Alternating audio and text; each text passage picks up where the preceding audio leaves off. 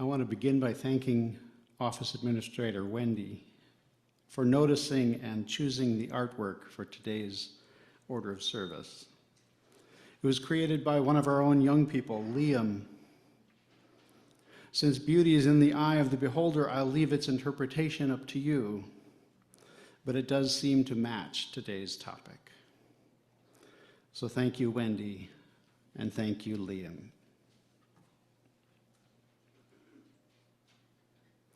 Last week, we learned how important our presence can be for one another.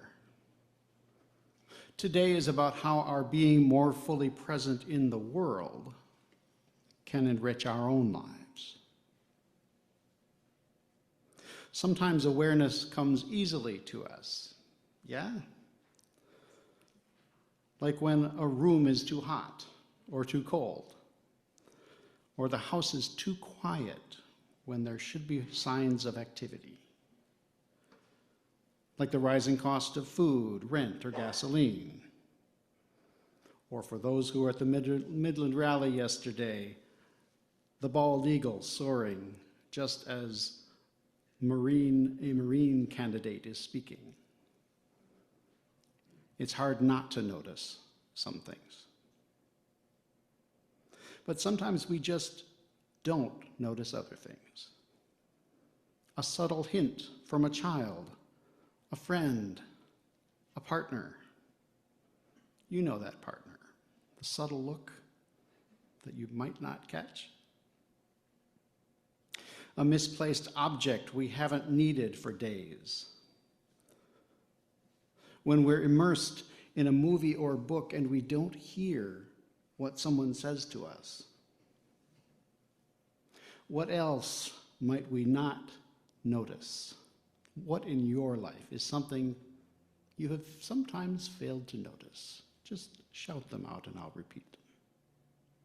How good the sun feels. How good the sun feels. What else? How troubled a family member can be. Yeah. What else?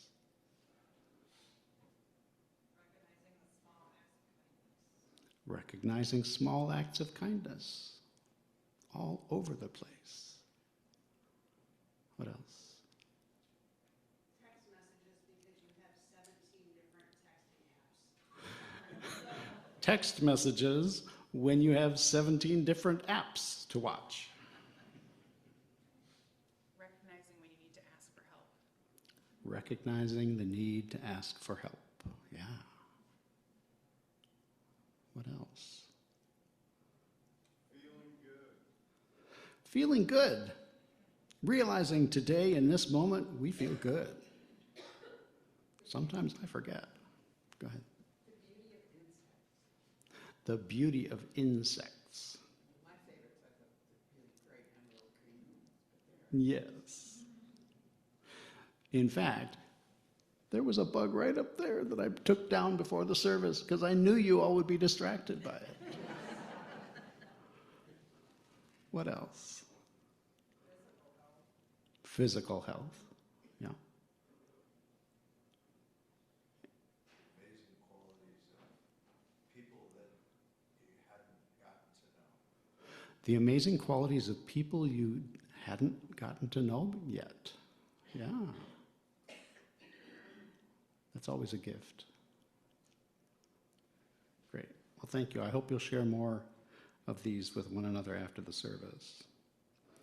Or here's one. How many people here noticed that the sign out front didn't change between September and January while I was on sabbatical? Oh, some of you did.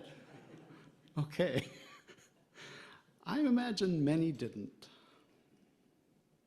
Hence my request earlier. Sometimes, inevitably, there are things we don't always notice.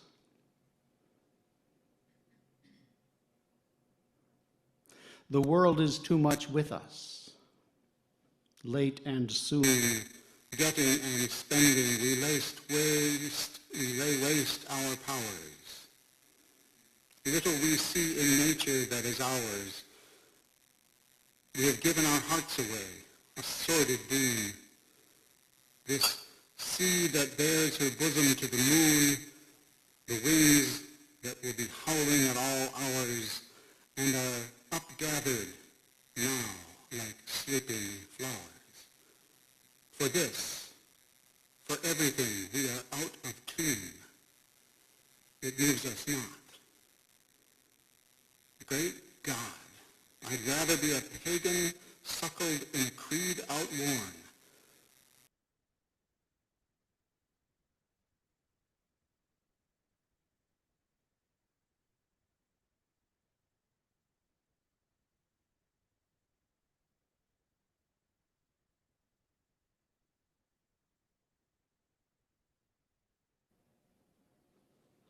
These words by William Wordsworth express a deep frustration with humanity's obsession with materialism, consumerism, and industrial progress, which causes us to lose our connection with nature.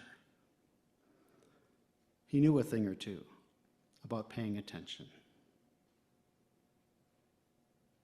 In today's chalice lighting, Elena Westbrook reminded us of the world that is too much with us. A world ravaged by violence, by hatred, by conflicts that seem eternal and insoluble. A tactic often used by authoritarians is to overwhelm us with outrage after outrage to keep us in a perpetual state of confusion and submission. For Westbrook, sometimes the only thing we can do is be still for a moment, and to remind ourselves of that which also is real. The sun that rose this morning, the dirt under our feet, the whispering in and out, the air whispering in and out of our lungs. Sometimes awakening to what is real can be a shock to us. To recognize, for example, the passage of time, that winter rains have turned the star wheel and that springtime is upon us. Opening our awareness to things we don't always notice can make the world come alive for us. Robin Wall Kimmerer is a mother, author, scientist, decorated professor, and enrolled member of the Citizen Potawatomi Nation.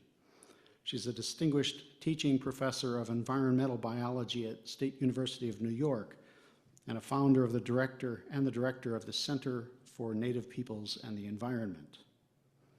In part of her book, Braiding Sweetgrass, she describes teaching ecology to a largely evangelical group of pre-med students from a college in the Bible Belt.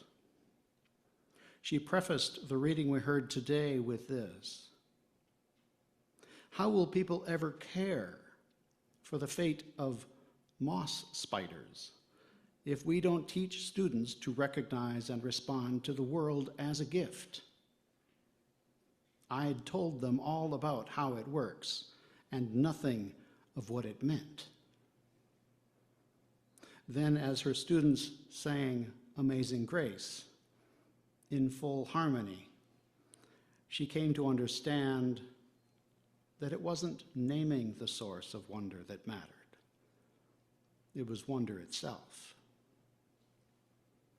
The land is the real teacher, she wrote. All we need as students is mindfulness. Paying attention is a form of reciprocity with the living world.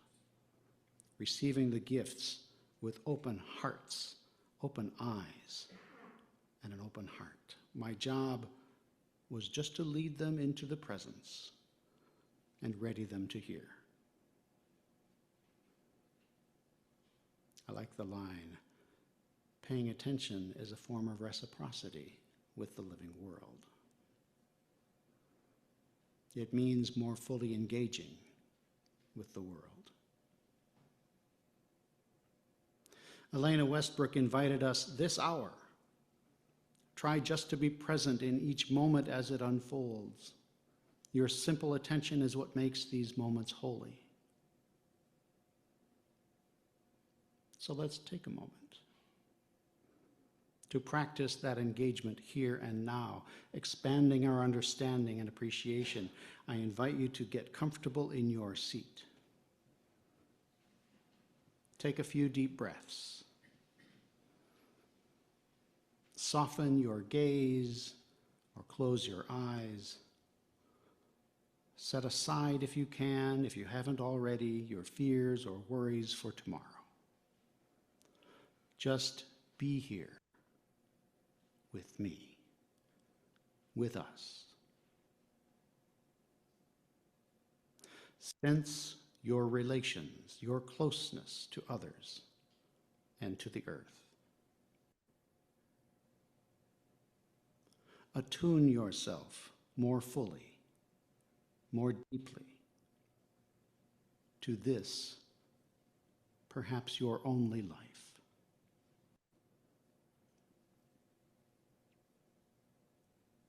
Relax into the moment and notice what you see or hear or feel outside your skin. What comes to your awareness or attention?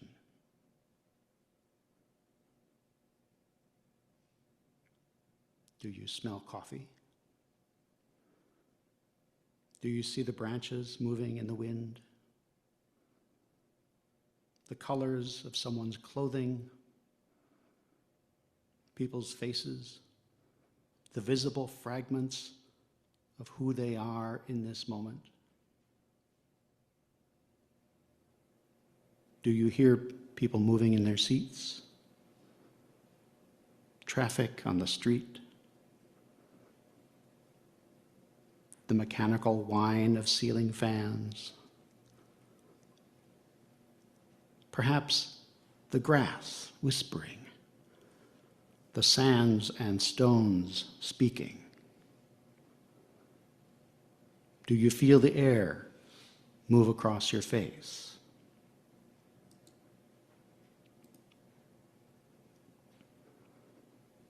I invite you to pause and allow for the extraordinary.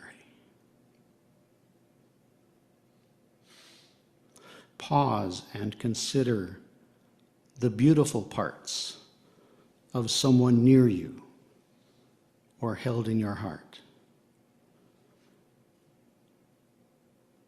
Their capacity for love.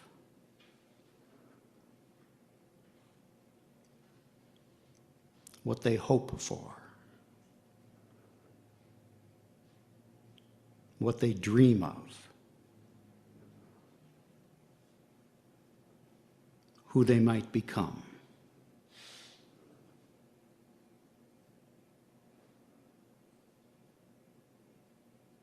Do the same if you wish for people in your life who mean so much to you.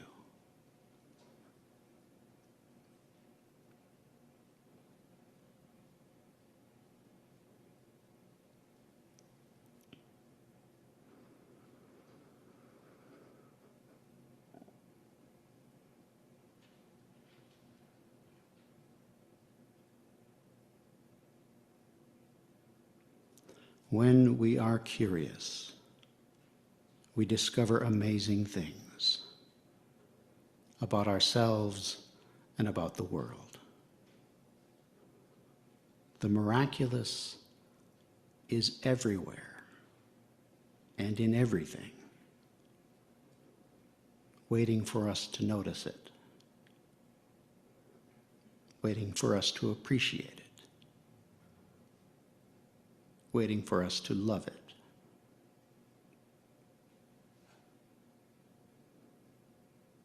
When you are ready, return your attention to this space and this gathering.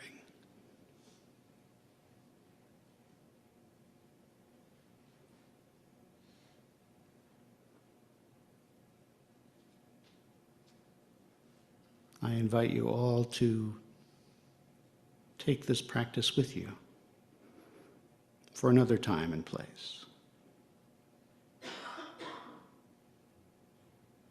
The world is already alive out there. With our attention, our noticing, our recalling our place in the interdependent web, the world comes alive in us. Presence is always where the magic is. May we remember our oneness with matter itself, grateful for the spark of love and breath of life that animate our bodies. May we rise, star-stuffed, walking and rolling across the surface of our blue-green planet. May we remain curious, open to what we might not always notice, and faithful to the interdependent web of existence. May we join in healing what is divided and growing a more just and peaceful world.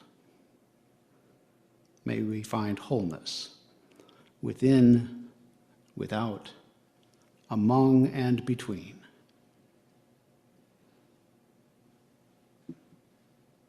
So may we do and be together.